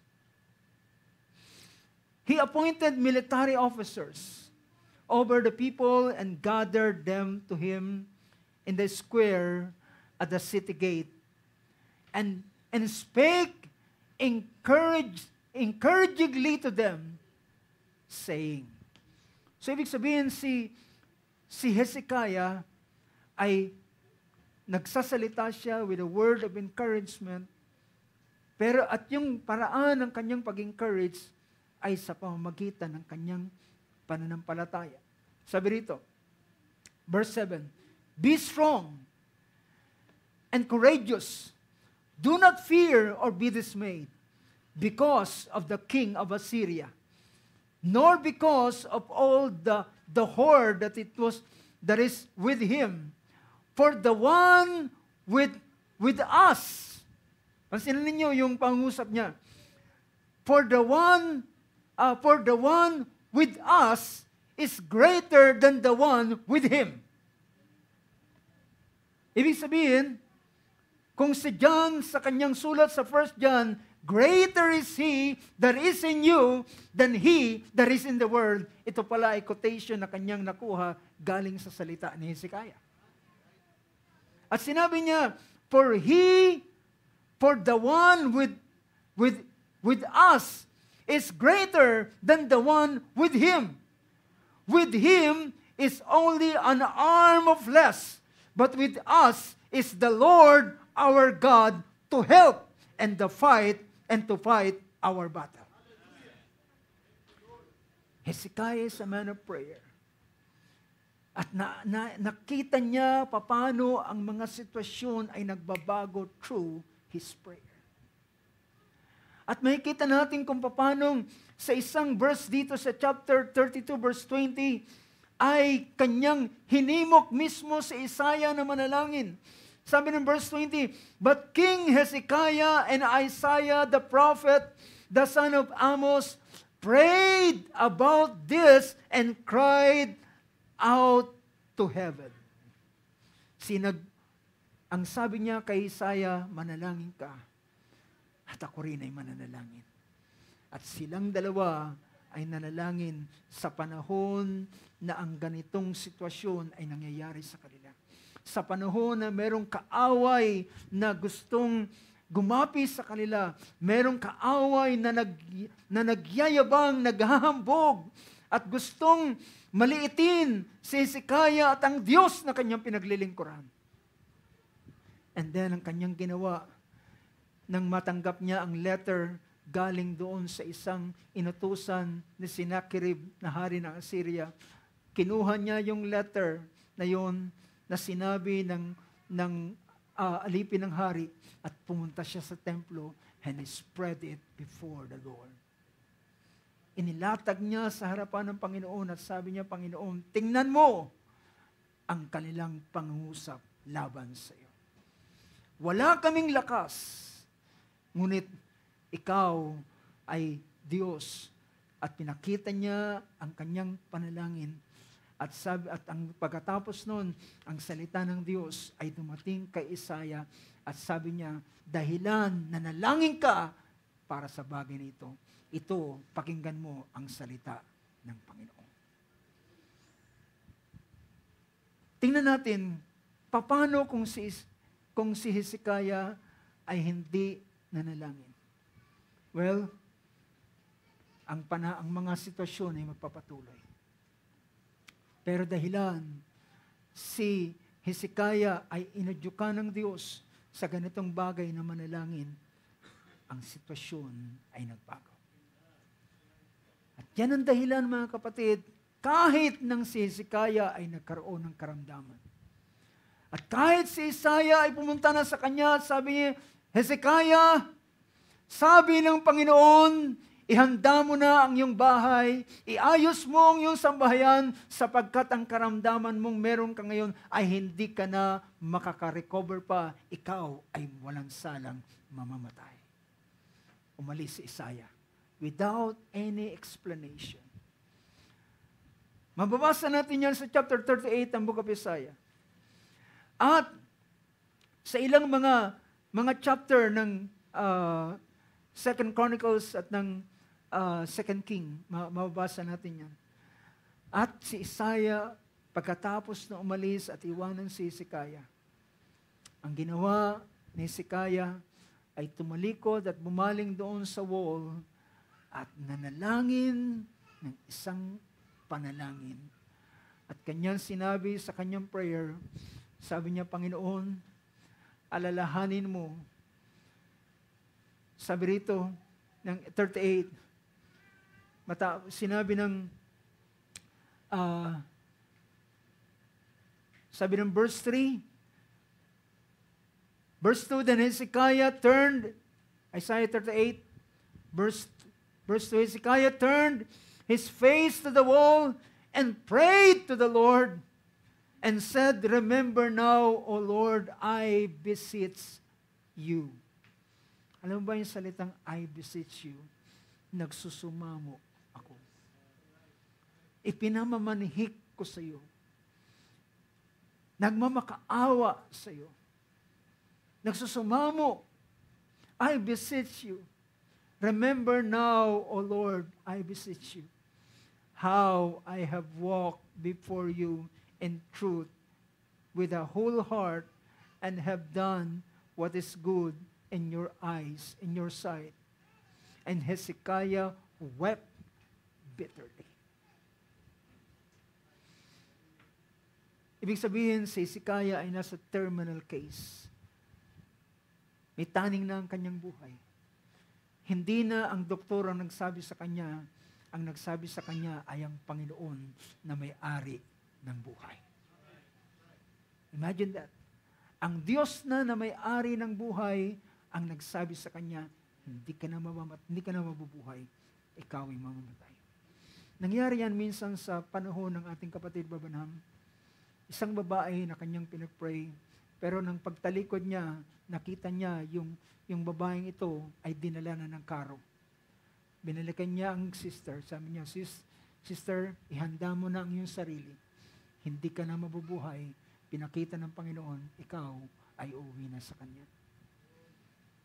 Well, yung babaeng ito, nakipag-usap doon sa kanyang husband at maya-maya, namatay na siya. So, ibig sabihin, ang puntong ito is a terminal case for Hezekiah. He will not live but die. But, pagkatapos niya, Hezekiah wept bitterly. Verse 4, then the word of the Lord came to Isaiah again, saying, Go and say to Hezekiah, Thus says the Lord, the God of your father David. Mga kapatid, tingnan nyo yung wisdom kahit man sa prayer ni Hezekiah. Sabi niya, O Lord, meron isang point ng kanyang prayer. Sabi niya, the God of my father David. Sabi niya sa pangungusap na ito, merong isang portion na gano'n ng prayer ni Hezekiah, but sabi nito, the God of your father David, I have heard your prayer. I have seen your tears. Behold, you will not die, but I will add 15 years to your life. I believe, brothers and sisters, prayer changes things. It can change even death. Oh, hindi natin kayang liripin ang ganitong bagay. Pero kung ito ay nangyari, mga kapatid, naniniwala ko ito ay nangyari. Alam nyo, kahit man sa karanasan ni Brother Branham, meron siyang sinabihan na hindi ka na mabubuhay, ikaw ay mamamatay. Antayin mo na lang, pero kinabukasan, mga kapatid, ang Panginoon ay nangusap uli sa kanya. Pinagpray ang taong ito. Pinagpray ng mga kapatiran. Pero sumunod na pangyayari, siya ay dumalaw. At ang taong ito ay nabuhay. Naalala niya dahilan habang in between kanyang iniwanan yung brother na yon, ay siya nagme-meditate, sabi niya, Panginoon, anong word na yung gustong ibigay sa akin? Alam niyo kung saan siya dinala? Isaiah chapter 38. Ang pangyayari kay Hezekiah. At pagkatapos noon, nangyari ang ganong bagay uli. Well, mga kapatid, hindi natin alam what kind of weapon we have. Ang mga tao ay gusto nilang magkaroon sila ng armas, magkaroon ng baril para proteksyon sa kanilang sarili. But we don't need that. Hallelujah. Meron kang weapon na nariyan sa iyo na hindi mo nagagamit. Hindi mo alam gaano ka-epekto ito. Na lahat ng bagay ay kaya nitong solusyonan. Lahat ng bagay ay kaya niyang baguhin ang lahat ng mga bagay. It can change. Hallelujah. Kaya sa uling mga araw nito, alalahanin mo, kapatid, tandaan mo lagi ang sinasabi at pinapakita ng Panginoon, only prayer. You can't change it. I cannot. Kahit man ako, hindi ko rin kayang matulungan ka all by myself. Pero kung tayo ay mananalangin, pwedeng magbago ang mga sitwasyon. Anong sabi ng ating Panginoon sa Matthew 18? If there's two of you will agree, sabi niya, kung merong dalawa sa inyo ay magkakasundo at hihilingin ang isang bagay, ang inyong Ama na nasa langit ay gagrant ang bagay na yan. Hallelujah. You know, brothers and sisters, may mga bagay na aking dinidesire sa uling maaraw nito. And may the Lord grant ang mga desire na yan. At alam ko, kayo rin ay may mga desire. Patandaan natin, it's only prayer that can change things. Huwag mong kakalimutan ang bagay na ito. Lahat, marami mga sitwasyon. There's a lot of things na pwede kong i-quote na mga character. Paano ang mga pangyayari ay nagbago. Paano ang banta sa buhay ng lahat ng mga wise men sa panahon ni Daniel ay mamamatay silang lahat dahilan nagalit si Nebuchadnezzar dahilan hindi nila may paliwanag ang kanyang panaginip na nakalimutan. At nag-declare siya, dineklaran niya, sabi niya, kung hindi niyo kayang ipaliwanag ang aking panaginip na nakalimutan at nagkipag-bargain lamang kayo at alam ko, magsasabi lang kayo ng kung ano-ano. Kung hindi nyo kayang ipaliwanag ang aking panaginip, then wala kayong kwenta. Ibig sabihin, kinakailangan kayong lahat ay mamatay. At binigay ang ganong declaration at nakarating kay Daniel, sabi niya, sabihin mo, bigyan niya ako ng kaunting panahon. Bigyan niya pa ako ng kaunting panahon. At ako ay mananalangin. Ako'y tatawag sa Diyos. At ako'y haharap sa Kanya. At ipapakita ko ang panaginip kasama ng interpretation. At pagkatapos nun, mga kapatid, ang ginawa ng apat na magkakaibing ito, what they did is to pray. Nanalangin sila. At pagkatapos nilang manalangin, sabi ng banal na kasulatan, ang Diyos ay nagbukas ng kanyang misteryo, nagbukas ng kanyang lihim, nagbukas ng kanyang natatagong bagay kay Daniel. Sabi rito ng Daniel 2, so they so they might request. So Daniel went to his house and informed, verse 17, his friends. In-inform niya ang kanyang mga kaibigan, verse 18, so that they might request compassion from the God of heaven. They might request compassion. Humingi sila ng habag sa Diyos ng kalangitan concerning this mystery, so that Daniel and his friends would not destroyed with the rest of the wise men of Babylon. Ang concern niya ay hindi lamang para sa kanyang sarili, kundi sa buong wise men ng Babylon. Dahilan, nakadeklara na ang hatol na ito, lahat ay mamamatay. Kasama sa Daniel, kasama ang mga kaibigan niya, Shadrach, Meshach at Abednego.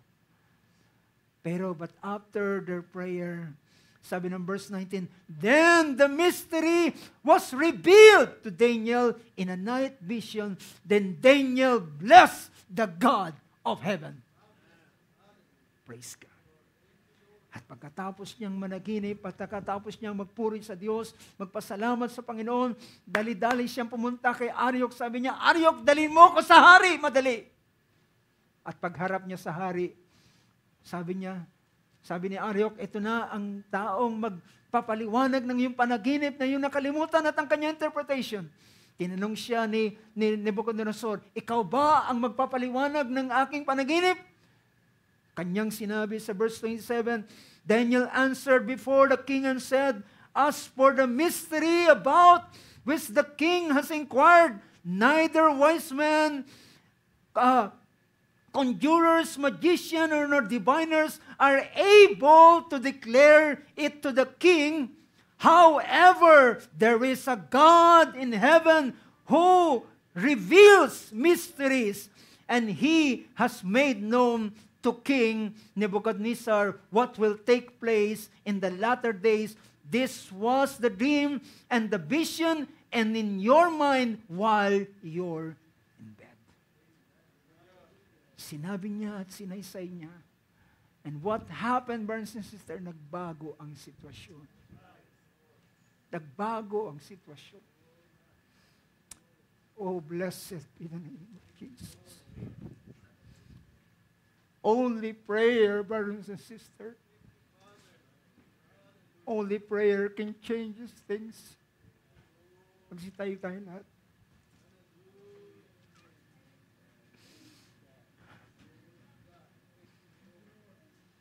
We don't know the weapons we have.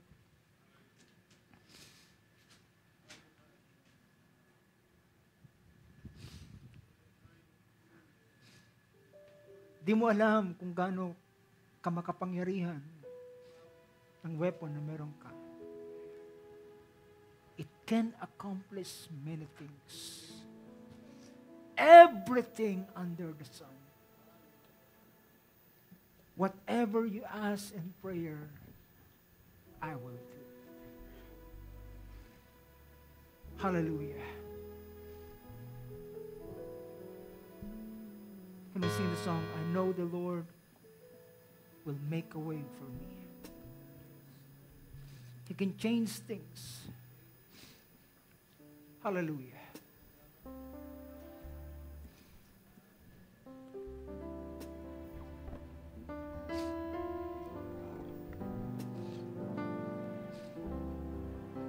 Sing it.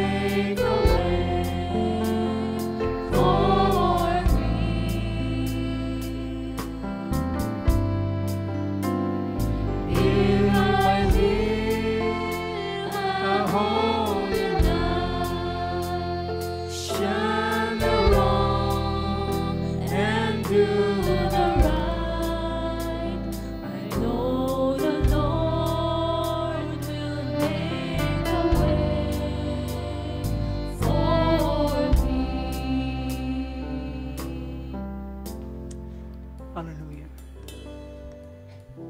Ating patuloy na bulay-bulayin ang mga salita ng Diyos sa araw nito. How powerful. Isang kapangyarihan, isang weapon na meron ka na yung binabaliwala, na yung hindi nakikita ang napakalaking kapangyarihan na nakapaloob sa bagay na yan.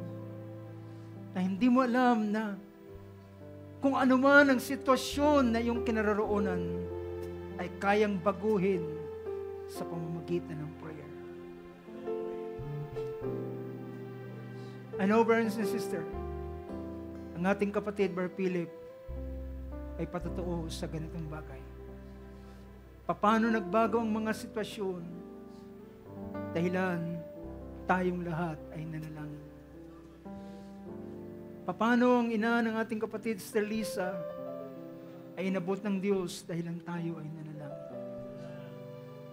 Paano nagbago ang ating sitwasyon mula sa dating kalalagayan at nagkaroon ng pagbabago dahilan sa ating pananalangin. Ito ay matibay na patotoo, mga kapatid, na totoo ang salita ng Diyos that prayer can change things. Isang panahon si Pedro ay susunod ng bibitayin at papatayin pagkatapos na si Santiago ay patayin ng tabak sa panahon ng isang si Herodes. At nang matuwa ang mga Hudyo, isinunod nila at in-announce nila, bukas, si Pedro naman ang ating bibitayin at ang ating papatayin. At si Pedro ay naroon sa inner chamber, sa isang isang kulungan sa pinakaloob, inner chamber. At binabantayan ng napakaraming ng mga kawal ng mga sundalong Romano. Ngunit ang iglesia ay nasa kanilang lugar na nanalangin, namamagitan, nagsusumamo at sinasabi, Lord, iligtas mo ang aming kapatid na si Pedro. Huwag mong bayaan siyang mamatay. Dinadalangin namin sa iyo. At habang sila'y nanalangin, lingid sa kalaman ng iglesia, ang Diyos ay nagsugo na ng anghel kay Pedro. At kinalabit sa Pedro at sabi niya, bumangon ka, maglagay ka ng bigkis sa iyong biwang, at ikaw ay bumangon. At si Pedro ay tumayo, ang tanikala sa kanyang kamay ay nalaglag na kusa. At habang siya ay nililid ng anghel, ang mga pinto ang nakabakal na nakasara ay bumubukas sa kanyang sarili. At hanggang sa siya ay makalabas sa pinakalabas na dako ng kulungan, na ang isip niya na nanaginip siya o kaya nakakakita siya ng pangitain. Ngunit nang iwanan siya ng anghel, nakita niya ang realidad. Siya pala ay nasa labas na ng kulungan. Totoo pala ang mga nangyayari. Hindi pala panaginip ang mga bagay na yon. At ang kanyang ginawa ay pumunta siya sa lugar na pinagkakatipunan ng mga mananampalataya at nagpasimula siyang kumatok. At sabi niya, mga kapatid, buksan niyo ako. At narinig siya ng isang dalagita at nabusesa ng ang tinig. Ito'y si Pedro. At sa kanyang pagkatakot, isinara niya ang pinto at sinabi niya sa mga kapatiran, si Pedro ay nasa labas. At sabi ng mga kapatiran, nahihibang kayata, baka kung sinong nakita mo, baka anghel niya yun. Oh mga kapatid, hallelujah, si Pedro na mismo ang kumakatok at sabi niya, buksan niyo ako ito. God changes the thing. God changes the situation. Ang Diyos ay nagbago ng sitwasyon. Oh, whatever the situation we have, at anumang sitwasyon, ay kayang baguhin ng Diyos. I believe, brothers and sisters, just believe that God can change every situation. Let's sing it once again, and then we will pray. Hallelujah.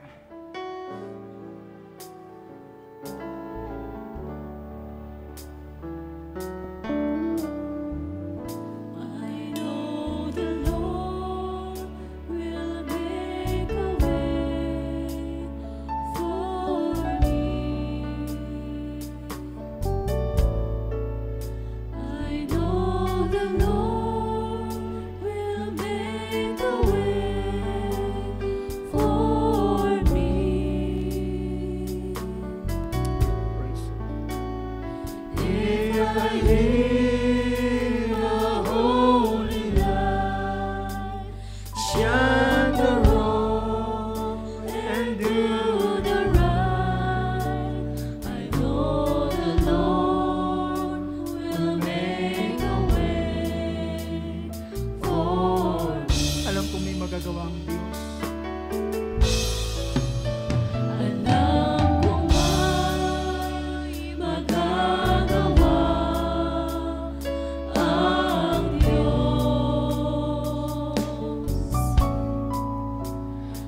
Alam kong may magagawa ang Diyos. Kung ako'y magtatapat at sa Kanya'y maglilingkod, alam kong may magagawa ang Diyos. Hallelujah. Blessed be your name, O Lord God.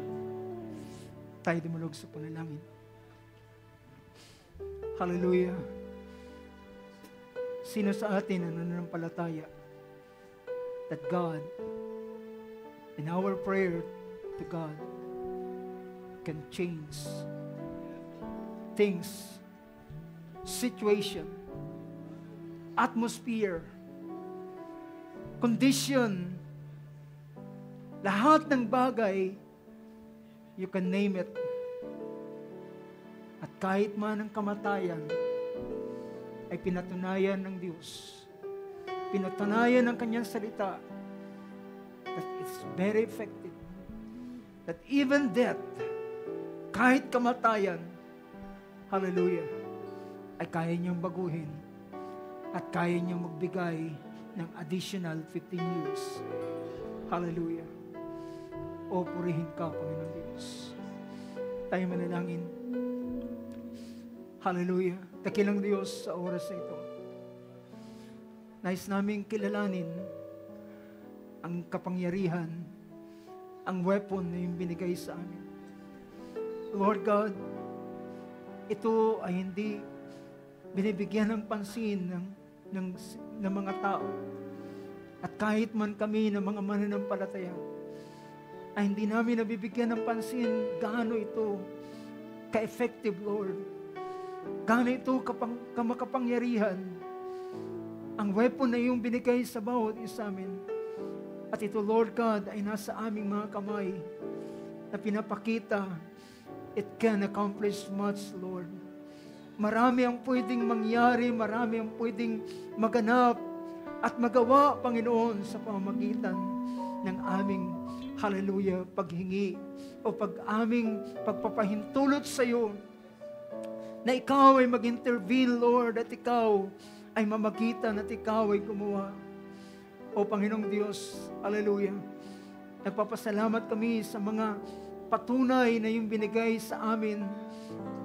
Bago mo ang lahat ng mga bagay ay iyong ginawa, Panginoon, at ikaw ay gumawa at nagbago ng mga sitwasyon mula sa karamdaman tungo sa kagalingan, Panginoon. Hallelujah. Mula sa mga bingit ng kamatayan ay nagawa mong iligtas, Panginoon, sa mga bingit ng kamatayan. At Lord God, hallelujah, sa huling mga araw nito, ang iyong mga anak, o Diyos, hallelujah, na ito ay kanilang i-cherish sa kanilang puso at kanilang kikilalanin na ito ay makapangyarihan. Hallelujah. Lord God, sa sandali na kanilang gawin at gamitin ang bagay na ito, Lord, it can open the heaven. Ito'y kayang magbukas ng langit at kayang magsara ng langit, Panginoon. Hallelujah. At kayang magbigay ng mga bagay, hallelujah, at magbago ng mga sitwasyon, Panginoon. Hallelujah. Sa huling mga araw nito sa buhay ng iyong mga anak, O Diyos.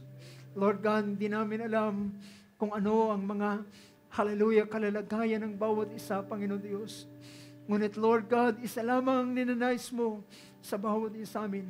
Ang nais mo sa amin, Lord, ang lahat ng iyong kaisipan ay pawang para sa aming kabutihan upang kami ay magkaroon ng isang mainam na kawakasan. At Lord God, hallelujah, kung ikaw ay nagawa mong ipahayag sa iyong mga alagad at ipakilala sa kanila na hindi lamang yun ang kaya nilang gawin, kundi kung sila ay magsasalita sa bundok na ito, na sila ay mapalipat sa dagat, ito ay mangyayari, Panginoon. Hallelujah, kung sila ay hindi mag-aalilangan. O Panginoon Diyos, hallelujah, dalangin ko, Lord God, inataas ko ang bawat isa, Panginoon, anuman ang kalalagayan, anuman ang sitwasyon sa kanilang buhay, sa kanilang mga, hallelujah, mga kondisyon sa buhay, sa pamilya, hallelujah, kahit man, Panginoon, sa negosyo, kahit man sa alinmang mga bagay, kahit man sa mga anak, o Diyos, kahit man sa mga magulang, Panginoon, anuman ang sitwasyon ay pwedeng magbago, Panginoon, dahilan ikaw ay aming aanyayahan upang gumawa sa aming kalagitnaan. At ikaw ay aming aanyayahan upang ikaw, hallelujah, pumasok sa eksena ng buhay ng bawat isa sa amin. O Panginoon Diyos, I pray, Lord God, hallelujah, ikaw ang Diyos na gumawa, hallelujah, ng pagbabago, Panginoon, sa buhay ng bawat isa sa amin. At kahit man ang kalalagayan ng maliit na iglesyang ito, Panginoon, hallelujah, dalhan mo, Lord, ng isang, hallelujah, pagbabago sa pamamagitan ng bawat mga anak mo, Diyos, na tatawag sa iyo at lalapit sa iyo, Panginoon. Hallelujah. At kung paano ang bawat isa ng mga mananampalataya ay merong mga mahal sa buhay, Panginoon, hallelujah, na hindi nakakilala sa iyo. O Lord God, hallelujah, kaya mong baguhin ang lahat ng mga bagay, kahit man ang sitwasyon. Naalala namin ang pangyayari sa buhay ni Sister Hattie Wright, nang siya ay pang-usapan mo ng isang pahayag at sinabi mo, hilingin mo ang bagay na iyong ninanais. At siya ay nag-hesitate kung ano ang klase na kanyang hilingin. Sabi niya, sabi ni Barbanaham, mahirap ka. Sa ang iyong kapatid ay lumpo, ang iyong mga magulang ay matanda na. Hilingin mo kung ano man at tingnan natin kung hindi ibibigay ng Diyos. At mayroong isang bagay na nadarama niya sa kanyang puso. Panginoon, ang aking mga anak ay gusto kong tawagin sila at maglingkod sila sa iyo. At sabi niya, Barbanaham, hiningi ko ang aking mga anak, hallelujah, na sila ay maligtas. At sabi ng iyong lingkod, ibinibigay ko sila sa pangalan ng Panginoong Jesus. At sa oras na yun, ang dalawang lalaking ito na kanyang mga anak na nagtatawa ay lumapit na umiiyak at nagsisisi. At tinanggap ang Panginoon at nabautismuhan sa iyong pangalan at naging isa sa tagapag-ingat, tagapag-record ng mga tape messages ni Barbanaham. O Panginoong Diyos, hallelujah, totoo ang mga bagay na aming, hallelujah, hindi ito isang bagay na kwento lamang, Panginoon. Ito'y katotohanan. At Lord God, I pray in the name of Jesus Christ. I pray, Lord, dahilan ng iyong kaharian ay hindi lamang pagkain at di pang-inom, kundi kapangyarihan sa Espiritu Santo at kapayapaan. O Lord, bayaan mo ang kapangyarihan sa uling mga araw na ito ay iyong ibuhos, Panginoon, sa iyong mga anak, hallelujah, sa iyong iglesia sa aming kapanahunan. At bayaan mo, Diyos, ito ang gagawa ng pagbabago ng lahat ng mga bagay sa buhay ng bawat isa amin.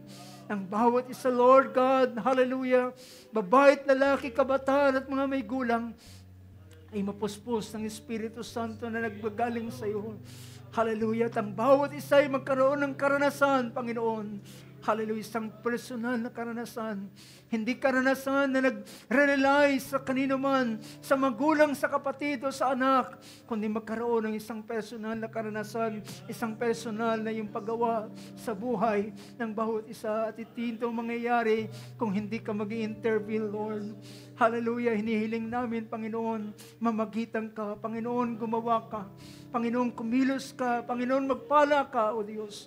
At ikaw ay kumilos sa uling mga araw na ito. At ikaw, O Lord God, ay magbago ng mga sitwasyon ng mga buhay ng iyong mga anak sa uling araw nito. Lord, hindi namin hinahangad ang mga bagay na mundong ito. Ang aming hinihingi, O Diyos, ay ang iyong gawa sa buhay ng bawat isa sa amin na iyong mga anak. Lord, maibalik sa iyo ang kapurihan, maibalik sa iyo ang kaluwalhatian.